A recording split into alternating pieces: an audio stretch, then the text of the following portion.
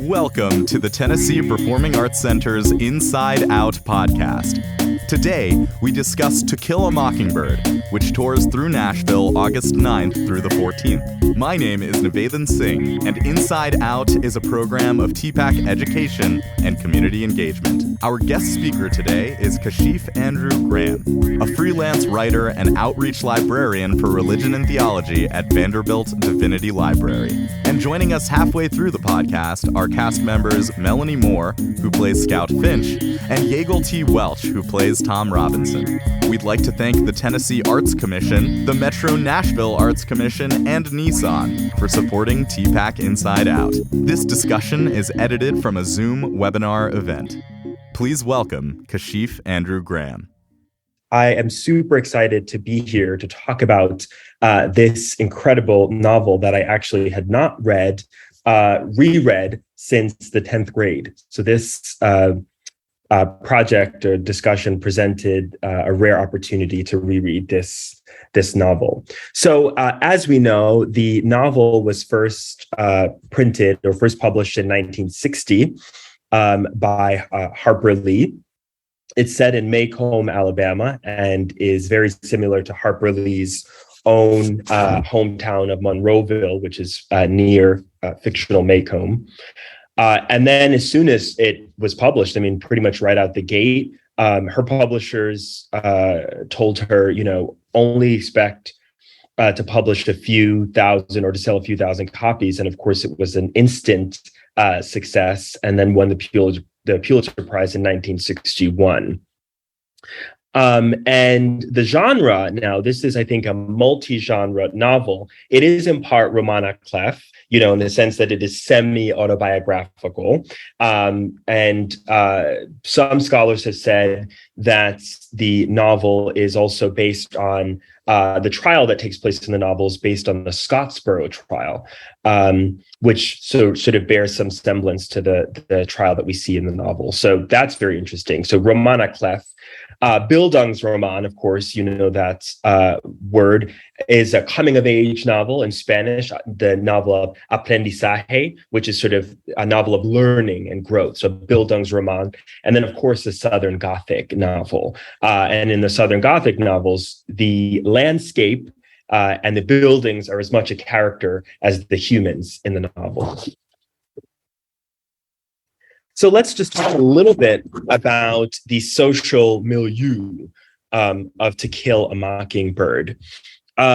The novel, of course, as I said before, was published in 1960. And so I wanted to give a little bit, before and after what's going on in the world. So, of course, we have Brown versus the Board of Education, 1954. And those of you who have read the novel, and I acknowledge that there'll be some of you who have not, that's okay. We're here to just discuss. Those of you who have read the novel would recognize that there are no Black children in Scout school. And that's quite interesting. And of course, that leads to government or federally backed initiatives like Ruby Bridges integrating the school that she did in 1960. And of course, when the mandate came down that schools were to integrate with all deliberate speed. Then, of course, in the same year that the novel is published, we have the Greensboro sit-ins, right? So there's civil unrest happening in other parts of the South. I wanted to note that because a lot of people, of course, I'm a librarian, so we're going to get a bunch of library facts here today.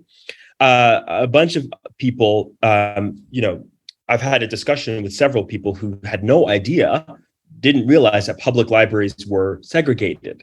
Public libraries were segregated, and then university libraries sort of de facto. The Montgomery Public Library didn't desegregate until 1962, which is a very interesting time for that to happen. Some libraries were much earlier. And then, of course, JFK is assassinated in 1963, and then Freedom Summer, which is also a topic of my research, takes place in 1964. So the novel is sort of situated in between these events. Okay, we're going to get into some reception history, but I thought this quote was sort of apt. There should be a responsive and responsible ethical moment in the reading, including a responsibility that leads to action in social, political, and institutional realms. Interpreters have a responsibility to text and authors, to students and colleagues, and to society at large.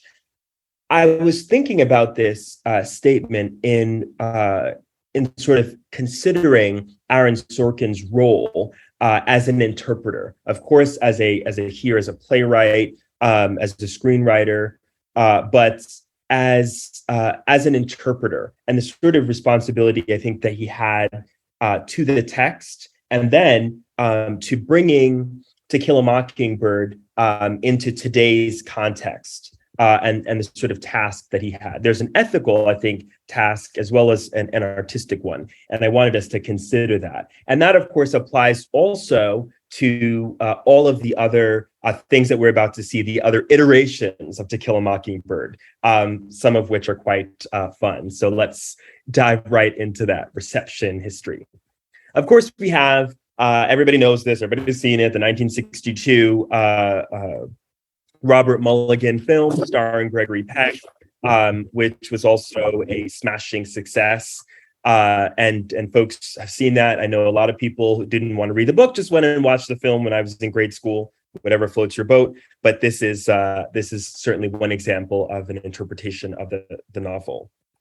Then, of course, there's the Christopher Sergel adaptation, which ran for a good long while. It premiered in 1991 at the Paper Mill Playhouse in Millburn, New Jersey. That was, for a good long time, again, the adaptation, the stage play adaptation of the novel. I also found this quite interesting. Again, just a piece of art entitled To Kill a Mockingbird. And it's, of course, we have the mockingbird image, the target. And then I also did some more research and I was thinking, what text is that sort of underlaid in sort of the mockingbird image? For what it's worth, it comes from it's not actually from To Kill a Mockingbird, but it's from the diary of a person named August Hecker, who was bandmaster of HMS Royal Alfred from 1870 to 1872. So I thought that was quite interesting. I wanted to share that. Somebody in the audience today may draw some more meaning from that.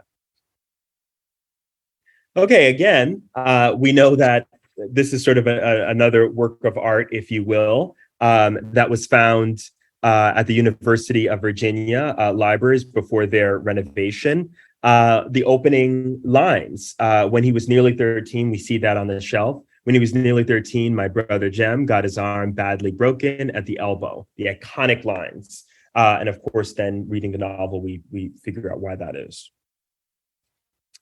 This one was quite interesting, and pardon me if it is profane, but we are, of course, reading a novel, talking about a novel that is quite difficult to talk about. So this was interesting, again, by an artist by the name of Dave McDowell, Menace to Sobriety. And we see Scout tattooed on Atticus Finch's, or Gregory Peck as Atticus Finch's chest there. Mockingbird, a mockingbird tie. And then one Reddit user commented on this piece that Atticus had lit his joint from the wrong side, which seemed very Atticus-esque. Menace to sobriety. I think what Atticus goes through in the novel is certainly a menace to sobriety. Okay, moving right along, more reception history. So Bruce Hornsby, if you look at the 12 on the CD, actual CD art here, number 12, sneaking up on Boo Radley. Again, musical inspiration. Some of you might know that particular song by Bruce Hornsby. And then a whole group, of course. Some of you might remember the Boo Radleys, of course, named for a significant figure in the novel. Then there's also, again, as we're continuing to talk about reception history, research, impact, theological implications, right? An article that appears in the Conference on Christianity and Literature about Grace and Harper Lee's To Kill a Mockingbird. I just wanted to mention very briefly the Finch's exhibit, which is premiering right now at the Gadsden Museum of Art, and this interactive exhibit uses Harper Lee's character Atticus Finch, whom we're going to talk about, as an opening to conversations about the complicated figures, the sort of Finches, in personal and civic life. The project explores the tension created when we are conflicted about something we love, whether that is a family member, a leader, or a place. It's, of course, anchored in the state of Alabama. It feels like a civic duty. Anchored in the state of Alabama, the exhibit gathers insights about how those tensions manifest in the American South and how they speak to the current moment in our nation. And this exhibit is integrative in that it weaves in sculpture, dance, film, and artifacts into a participatory experience. So go check out Finch's. Okay, we're going to talk briefly, moving right along, about censorship. Of course, as I said before, I'm a librarian, and we have to talk about the impact of this book in terms of censorship. So this book, To Kill a Mockingbird, for many years was top 10 most challenged in the country. So as you see it here, number 7, that it was banned and challenged for racial slurs and their negative impact or effect on students, and that it featured a white savior character and its perception of the Black experience. So this is nuanced. It is not only that people did not like race being discussed. Some of the challenges may have come from Black respectability groups as well that didn't like the depiction of African Americans in the novel. So just keep that in mind when we talk about censorship. It's never just, one side of things, or let's say, the far right, if you will. But it is a combination of folks who don't like how their particular groups are being depicted in a novel or a play or whatever it might be. So last year, it fell off the list in 2021, and it might be back on, who knows, when we close 2022. But for many years, this was top 10 most challenged. Okay, and then I'm going to move off censorship. We're going to talk about the exciting themes in this novel, I promise. But who initiates challenges in censorship? Parents, patrons, board administrations, religious groups, surprise, librarians and teachers, elected officials and students, but mostly parents. So that's something definitely to keep in mind. Okay, so we are going to now talk about some of the themes of importance in the novel. So social class is definitely an important theme. Here's a quote from the novel. "I'll tell you why," she said, "because he is trash. That's why you can't play with him." So in the novel, we discover that families are sort of separated, and they have their sort of lineages. So the Cunninghams are known for this, are known to be like this. The Ewells are like this, and so on and so forth. And Aunt Alexandra in the novel makes mention of someone that she calls a climber, a social climber. So of course, we live in a country that is very focused on, upward mobility. But in Maycomb, your family, you have that last name, your family is known for that thing, and you will always be that thing. Social class. And of course, then Scout is navigating those lines. Who are the people that are okay to play with? Who are the people that are not okay to play with? When she wants to invite Walter Cunningham to the house, she is rebuked by her respectable Aunt Alexandra, who then says he is trash and that's why you can't play with him. So you can be nice to him, right? But remember that he is trash and therefore you can't play with him. We're going to talk a little bit, of course, another theme, the whole novel is race, of course, about race. And here's a quote from Atticus. "Some Negroes lie, Some Negroes are immoral. Some Negro men are not to be trusted around women, Black or white. But this is a truth that applies to the human race and to no particular race of men. Again, very challenging. And I think this quote is what makes Atticus an interesting and actually a flawed character. He is, some would say, too adjacent or too kind to sort of racists that appear in the book, and seeks to win them over. Of course, then race dictates who lives in what part of town. You'll notice in the novel that all of the African Americans, all of the Black folks in the novel live in the quarters, right? Whether they be a little bit more well-to-do, whether they be, dirt poor, they all live in the quarters, which is then adjacent to the poorest whites. And of course, that creates its own conflict that we see in the novel. And then later on, who is privy to what information and why?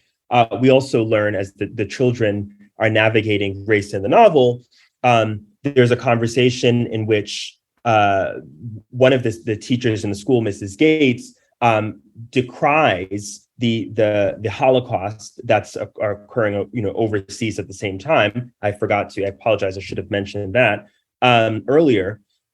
But at the same time, Miss Gates is happy with the oppression that occurs, or that is described in the novel, the oppression of African Americans, because she says that they're getting out of their place.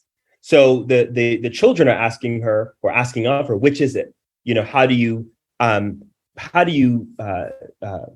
call out hate and prejudice that's going on overseas while participating in that and promoting it in your own hometown or homeland, if you will. And of course, there's the conversation about gender, conversations about gender. And I thought this quote was succinct. You mean women in Alabama can't? And they were talking about so many things: serve on juries, and a whole host of other things. I was indignant, says Scout. Gender. And then, of course, the ways in which, as Scout is supposed to be growing into a young lady, she then experiences a separation from her brother because she realizes, I can't be like him. And she suffers and resists those the sort of strictures. Okay, there are some very important theological, interestingly enough, and transformational implications. If we look at Boo Radley, right, as a sort of God figure, and I'm thinking about the embodiment of divine intervention. If we look at Boo Radley as a God figure, throughout the centuries of Scout's childhood, there's so much conjecture throughout the novel about the mysterious figure of Arthur Boo Radley. What does he eat? Does he kill? And whom does he kill? Why has no one seen Boo Radley in Scout's lifetime? He becomes like a god to them. But interestingly enough, at the right time, Boo Radley, who's sort of this holy ghost, intervenes. And Scout realizes, she says, autumn came, autumn again, and Boo's children needed him, and he intervenes. And we discover that he is a shy, pale god who is both empowered to save, but uncomfortable and unwilling to remain outside of his sanctuary. There's an interesting divine intervention motif that we sort of see here. The other thing that that struck me when I finished the novel was Jem's transformation, right? Because his transformation, I think, occurs in a bodily sense. What are the ways in which, I think the novel is asking, we become like those whose suffering we identify with? I think Jem, as he matures into an identification with Tom Robinson, becomes like him in body. No, Jem does not become Black. Hello. But in Jem breaking his arm, as we discover at the beginning of the novel, he starts to look strikingly like Tom Robinson, has also suffered trauma to his left arm. So there's a theology of suffering and transformational suffering that I think arises here. And of course, I was reading this novel with a theological lens as well as being a theological librarian. And then finally, we have to ask the question, who is the mockingbird, right? Let's listen here to just a quick quote here. When he gave us our air rifles, Atticus wouldn't teach us to shoot. Uncle Jack instructed us in the rudiments thereof. He said Atticus wasn't interested in guns. Atticus said to Jem one day, I'd rather you shot at tin cans in the backyard, but I know you'll go after birds. Shoot all the blue jays you want, if you can hit them, but remember, it's a sin to kill a mockingbird. And it's interesting because that phrase, to kill a mockingbird, it's a sin to kill a mockingbird, it's wrong to kill a mockingbird, comes up again and again in the novel in several different people's mouths. And so I wanted us to just reflect on who the mockingbird is.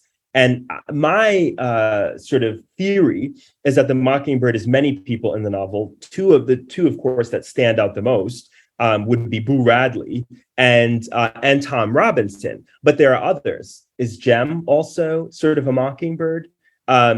Is Miss Maudie a mockingbird? Is Mayella Ewell a mockingbird? I mean, I think there are more questions that we need to ask, moving beyond a sort of good and evil binary that we usually, I think, are inclined to approach this novel with. So I want us to just chew on those things as we continue to talk about the novel. And then the last thing I'll say, really the last thing now, is this novel is not, I hesitate to call this a civil rights novel because of who's speaking. So I think an appropriate, and this has been called a civil rights novel, I think it is a civil rights era novel. And I think that's a more appropriate designation for it because it is reflecting on things that are occurring, but just because of whose voices are involved, I think we should reconsider calling it a civil rights novel. Okay, I think we are about ready to move into our conversation with our cast members. Or are we still, okay, we're still waiting on one cast member, I think, actually. Okay, I know Melanie has joined us, and I think we're waiting on Yaegel to join us. There we go. Wonderful. Splendid, splendid, splendid.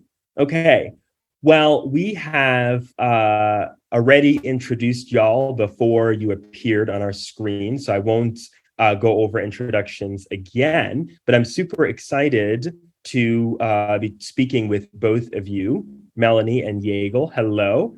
Do y'all both want to say hi briefly? I just want to make sure we can hear y'all. Yes. Hello. Great. Okay. We're in business. Love it.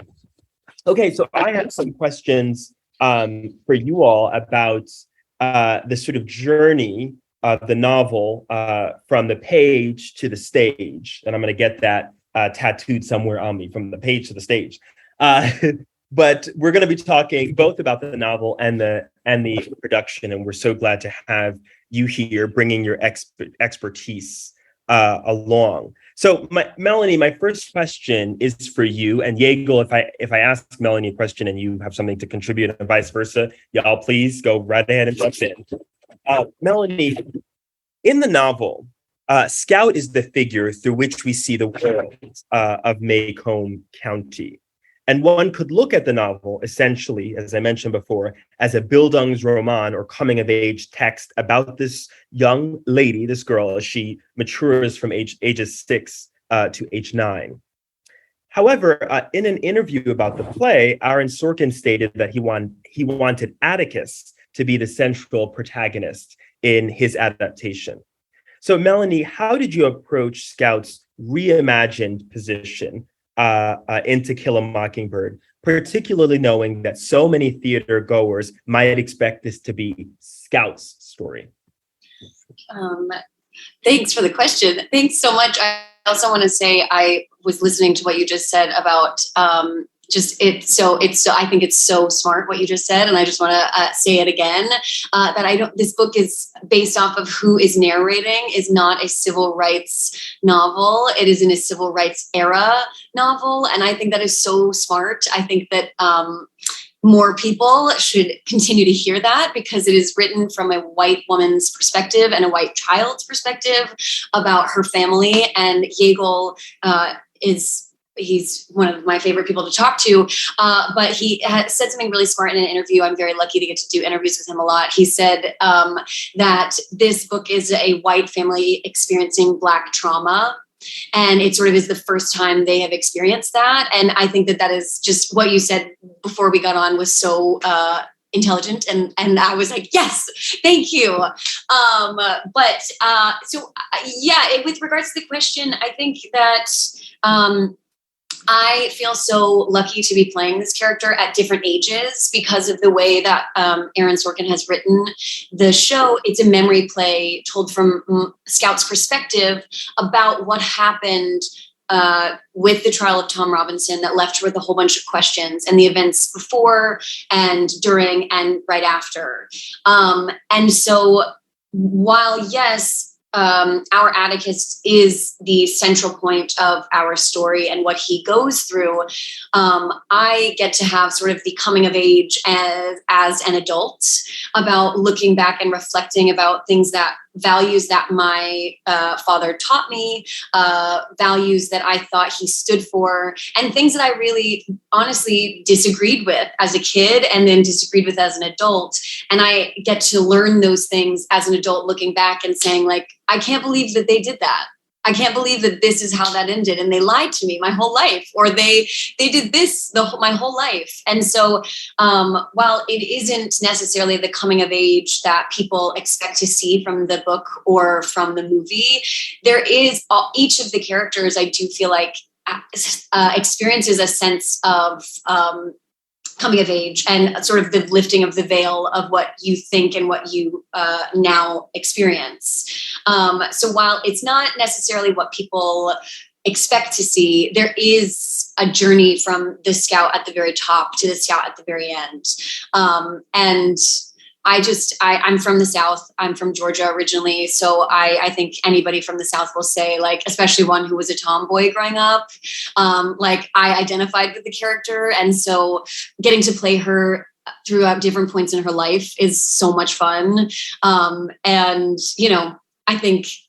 I hope that when people come to see the show, they not only experience the character that they know and love, but they're able to go on this sort of journey with all of us and then experience the end.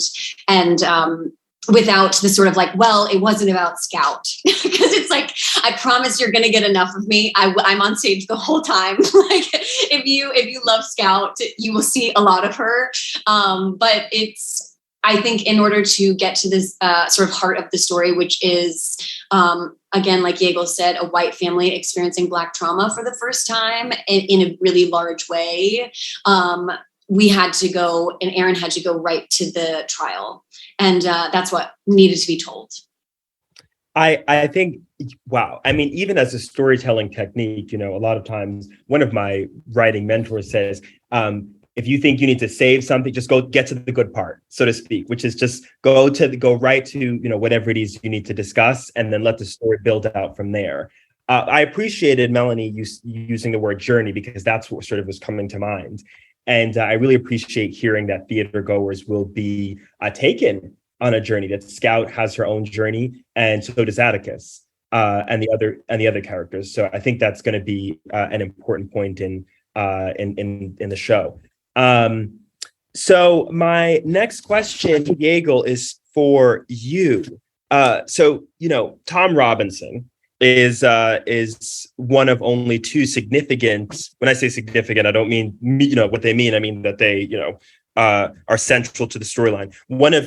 Only one of two significant Black characters in both the book and the play. The other being Calpurnia. In the novel, Tom is a good Negro. In his own words, in his own words, when asked if he had committed the crime of entering a white person's property without an invitation, he replies, "No, sir, Mr. Finch, I never did. I wouldn't do that, sir." He is respectable and familiar, and dare I say, an American vision of a good Black man. How would you say that Aaron Sorkin's Tom, and perhaps your Tom, differs from the Tom in the novel in terms of agency and perhaps texture? Well, what I would say is that there's agency given to Tom Robinson in the sense that there's a choice about whether or not he's going to go on trial in that sense. But far from that, I don't know how it is much different. And if you were to make it much different, you would actually be telling a different story. We are telling Harper Lee's To Kill a Mockingbird as told sort of by Aaron Sorkin. What this show particularly does is sort of hones in on the journey of the family's realities as they're dealing and coping with the reality of the Tom Robinson trial. It's not to sort of change the perspective, because again, this is or change the lens, I should say, because this is coming from a white person's lens and how they see it. And the thing that Harper Lee is genius to do, I mean, in the novel, you get to see Black on Black interaction a little bit, but you don't get to see Tom have Black on Black interaction. And so there's no way you could actually write that particular story. It would be a new point of fiction for her to know what Tom was like with other Black people. Now, I think one of the things I'm discovering as I'm working on it is that that's crucial, because we're talking about a Jim Crow era story. And you're talking about Black people in the 1930s. There was who they were. Who they were truly was who they were around other Black people. What you saw when they were around white people was the dog and pony show that they needed to present to survive. And it's unfortunate that we don't get to tell all sides of the story, but not every story can do that.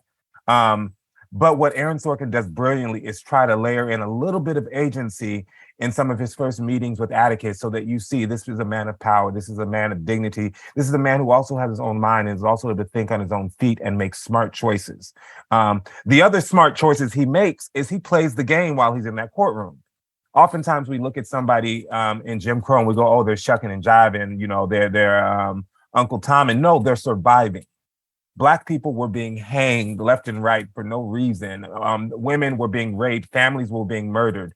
We had to play the game to survive. And that's another point of genius. And I think to take that genius away would have been dishonoring history and dishonoring our own communal sense of intelligence. So that I guess that's the most succinct way I can answer your question, is that there is a difference. And there isn't a difference. But the fact that there isn't a difference, I think, is actually brilliant, because it's honest. Yeah, it's honest. And because I think that so often in the white imagination, this sort of cooning or shucking and jiving that's it. That's all that's the only sort of depth that is envisioned. And I think when we see them Black folks interacting with other Black folks or actual Black life, that sort of mask is lifted or is taken off like a wig and hung on the you know, the doorknob, and there is a different sort of interaction. I think what I hope to, and you're right, it would be another story. I mean, somebody listening somewhere in America today might write something based, you know, on Tom Robinson's earlier life called, I don't know, The Mockingbird or something like this, you know, who knows, to dissect a mockingbird or something. But I definitely appreciate that appraisal. And I think that it is succinct. It is honest, this depiction of Tom Robinson. I really appreciate that. I think we're going to go ahead and go to any questions that we have from the audience. Yes, thank you all so much. And thank you, Melanie and Yaegel, for being here. If you have any questions for our moderator and our cast members, feel free to drop them in the chat, and I will pass them along to our panel here. And feel free to think about that. Nivedhan, while those are coming in, I'll go ahead and ask another question, and because I'm full of questions. But Melanie. Ooh. Oh, yes. Yes, my apologies. We'll do that. Yes, there we go. Great. Perfect. Okay, so Melanie, my next question is for you. So interestingly enough, I've always read Scout as sort of a queer character. And I think not only queer in her departure from in the novel, from traditional gender roles, but even I think considering who is in Scout's gaze. The novel is virtually absent of any female characters that are Scout's own age. So there's a way in which she seems to identify with the boys and the men in her life. I am wondering, when you were getting into the character of Scout Finch, and the simple answer to this might be no, but did you ponder a sort of queer element? Because we always say Scout's a tomboy, so on and so forth, which is true. But I'm wondering, in today's sort of reading, if there isn't more depth and dimension that we can investigate. So my question is, did you ponder a queer element? And would you, if you had the opportunity, would you consider queering her in the future? The short answer is yes. We spoke about that a good deal, actually, especially with the writing. I also don't think that Scout is the only queer character in the book of the three kids. And I think that I am not a queer person myself, but I want to do justice to the character that is written. And like you said, she reads as a queer character. And I know there were tons of rumors about Harper Lee herself and things like that. So I think that Scout never, I don't know whether it's like, she never quite feels comfortable like in her own body, I think, in a lot of ways. And there is sort of that like imitation. She's the mockingbird for Jem. She really does. She tries to like sort of assume. So I think throughout our play, it's very nice for me to be able to watch the way that the actor who plays Jem sort of walks or like holds his hands and like, try and mock and mimic some of those things. And then I do think there is just a genuine sense, like I have a line in the play that says like, don't you want to be a lady? And I say not particularly. And I think there's there's such a sense of like honesty to that answer. It's like, I actually don't know. I don't want to be that. That's not who I am. And so I do think Aaron has given me tons of little like things and the book has them sort of underwritten into them, that there are a whole bunch of nuggets about like a person who doesn't necessarily feel at ease, not only with who they are in this community, but maybe who they are just in terms of like body dysphoria, like gender dysphoria, like whoever this person is, it's not quite comfortable. And she's, 8, 9 years old. So it's not necessarily something that you can sort of grapple with in this show. Again, like Yaegel said, that's a different play. That's a different show. But it is something that feels, I think, inherent to the character's DNA, is that she isn't necessarily just a binary of a young tomboy, whatever that means. I think that, and that gives me something fun to play every night and to think over, because I want to do her justice and, Harper justice, because it's written about her childhood. And I think, there's a reason why she moved to New York and didn't want to stay in Macomb, Alabama. She didn't grow up in Macomb, but she didn't stay in Alabama. Right. And I appreciate that. I hear you saying that there's sort of room and you want to make sure that all of that is explored while making sure that you're telling the story that is at hand. I appreciate that from both of y'all, that, when do we get into, when is it another story?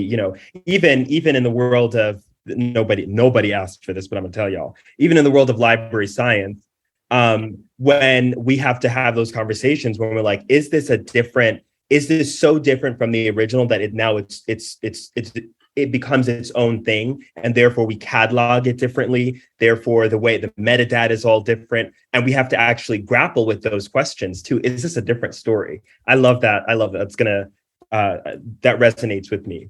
Okay, we have more questions coming in. Nivedhan, did you want to go ahead and? Yeah, no problem.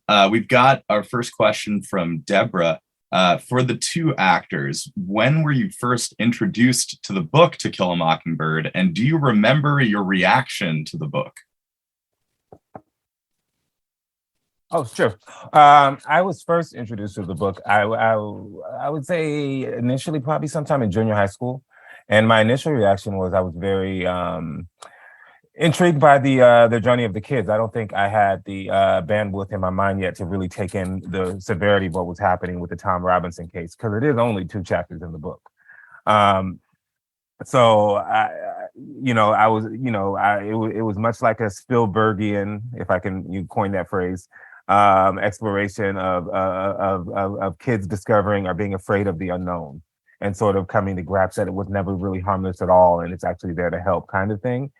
Then as I got older, I decided to study actors, great Black actors, and one of them was Brock Peters. And obviously his big breakout was To Kill a Mockingbird. And I was very moved by his story, by the way he portrayed the character, the innocence, the honesty, the integrity, the dignity, all that was all there.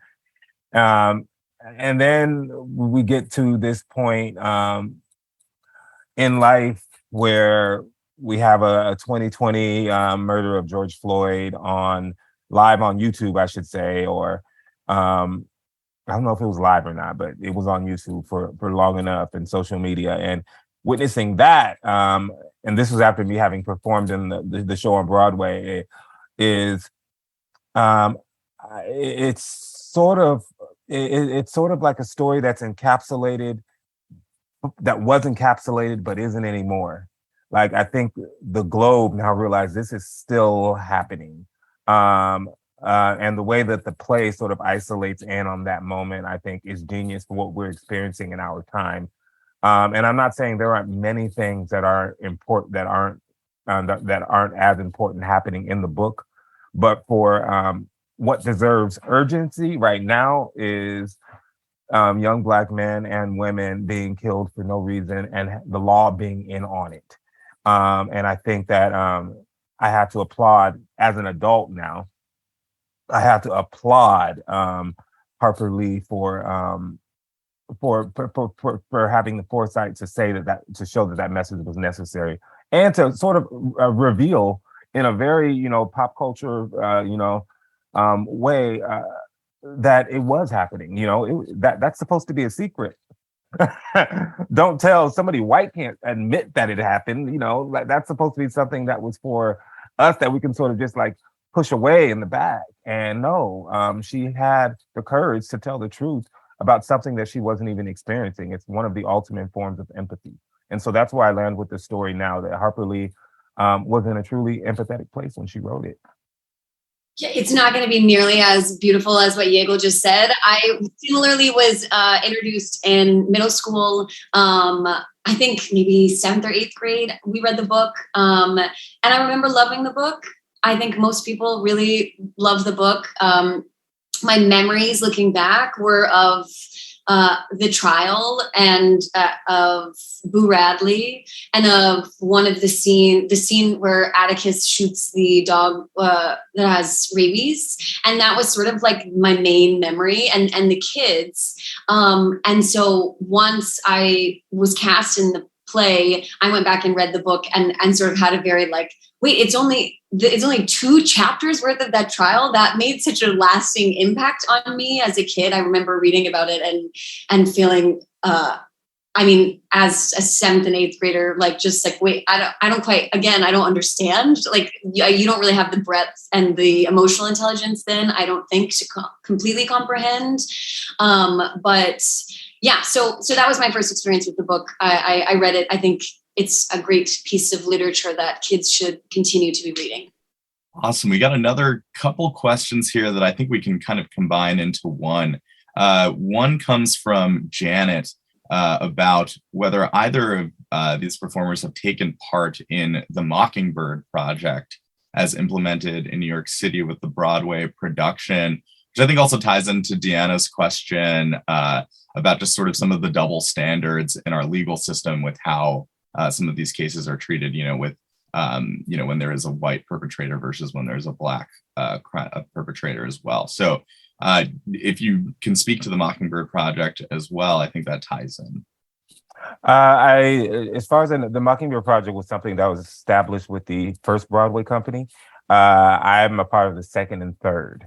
And so I'm not as well informed on the ins and outs and the workings of that, but I'd sure like to hear more about it.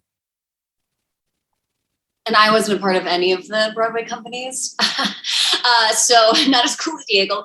I know that they sort of said once we got going and because it is still COVID times and it takes a long time for a show to sort of be like, okay, we're running now. We are comfortable. All the understudies know everything. We're good to go. That we were going to try and do some work with the Mockingbird project. We were told, but we have not done any work with it yet. Our next question comes from Jennifer here. What would you hope the audience takes away from this production and thinks about in relation to their lives and current social justice issues today? I think it's what I said about Harper Lee. I think there's so many things that are happening that aren't happening to us directly, but I think we all have to sort of re-engage with everybody's humanity and develop a stronger sense of empathy so we can act. I mean, when you see what's happening with trans rights, queer rights, women's rights, immigrant rights, you don't have to be Muslim to see that what was happening to Islamic people in this country during a certain tenure of our time, recent time, that it was wrong. I don't have to be an immigrant to go like it was wrong. What we saw happening to people of certain ethnicities, at our own borders. Like we have to stand for things that aren't necessarily affecting us in the immediate moment, because that's just a gauze, that's just a lens or a mask. It really is affecting us, and it's the next step towards something that could affect us. But even if it will never affect us at all, I think our own empathy has to re-engage, because if we see something wrong happening to somebody, to sit back and just watch it, it lacks humanity, which strips empathy from our culture, and it teaches the wrong thing to our children growing up. Which is why I think Atticus is brilliant, because he was a completely empathetic man. And we can only imagine that Scout and Jem grew up to be empathetic individuals, because that's what they witnessed. If you witness a lack of empathy, I think you mirror that too. You start to think that these people have these problems because they just didn't work hard enough. There's nothing systematic going on. When no, everybody's not lying. And I think if you can invest in truths that you don't necessarily see in the moment, but listen to people, I think we'll be better from it. And I think that's what I hope people take from our show, from the book, and from the movie. That was beautiful, Yaegel. Thank you, Melanie. I'm Yaegel's biggest fan. I hope that people walk away from the show and want to sit down, whether or not they love the show, whether or not they hate the show, whatever they feel about our show. I hope that they walk away and want to sit down at their kitchen table or, their breakfast bar, wherever they are, whatever you have, and have a conversation about how it affected you, what you felt, what you thought, and what it looks like still in America today, and why it looks so similar to what Macomb, Alabama in 1934 looked like, and how you fit into that. Do you actually know that what your neighbors think? Do you actually know what they would do in that situation? Because Atticus over and over again says, no, I know these people. I know the people that live around me. I know these people. They're not going to do this. And then they do what he feels is unthinkable. And do you actually know your neighbor? Or are you, like Yaegel said, not listening to people who are actually experiencing horrible racist things that are now harder to identify because I think they're pretty insidious and they're sort of rooted into our society. But I hope that people sit down and say, wow, what can I do to meet people in my community? How can I help? How can I, like Yaegel said, produce a sense of community, an actual community, so that when we do this play again, when it's revived, a great revival of the show in 50 years or 70 years or whenever, it doesn't look like the America anymore that we are still currently in, and that you couldn't change a few details about Tom Robinson's case and it could happen in Georgia in a Wendy's parking lot. And that's what I hope people get from the show, is just how can we sit down together and actually see our own place in the community and how we can really enact change. And that becomes, like Yaegel said, finding empathy and meeting each other. Thank you. I'll just pass along Rick's well wishes here. We're so excited to see this adaptation and your individual performances. I'm so glad to see that you are invested in these characters and their portrayal. Yeah, yes, I echo that. Thank you. Thank you, Kashif, Melanie, and Yaegel, for being so generous with your time today. Big thank you from all of us at TPAC and the Nashville community here. Again, To Kill a Mockingbird will be here in Nashville from August 9th through 14th. And thank you all for joining us today for this Inside Out podcast recording. Thank you. Thank you. Thank you. Thank you. Thank you, Melanie. Thank you, Yaegel. Thank you, Kashif. We hope you've enjoyed today's discussion. You can find Inside Out podcasts at tpac.org or on your favorite podcast platforms.